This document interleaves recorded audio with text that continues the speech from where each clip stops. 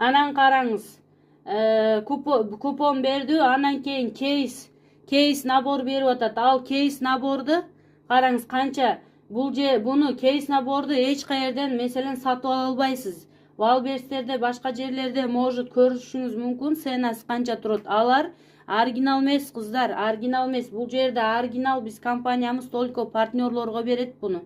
Партнерлорго берет. Анын эси бул брендовый швейцарский набор кейс, швейцарский косметика, уход для лица. Ошол эси сатып алсаңыз 250 рубльге тең, 2250 долларга тең болгон швейцарский брендовый наборду Сиалюксту сизге берип атат. Ошондо 250 долларга подарка берип атат. 102.900 купон берип атат. 90 жылга сизге место берип атат.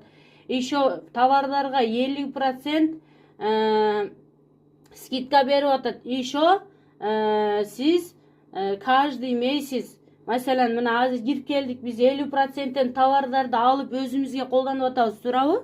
Ошондо биз башка магазинге барып, ошо магазинден bir пятерочкага киргенимизде ошо bir карточкасы бар, туурабы? Ошо карточкасы менен бизге 5% скидка кылып берет.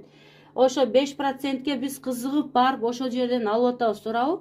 Бирок ошо жерде бизге спасибо за покупка дейт. Ошо спасибо за покупкадан башка, ошо 5% скидкадан башка эчтеке бербей атат. Бизде бул жерде кел менин товардарымдан ал, 50%тен скидка, еще конца месяц деп атат. 10% ошо покупка кылган товардарыңдан 10 числода сенге 10 числода ошо покупкаңдан айлык келип атат, бонус.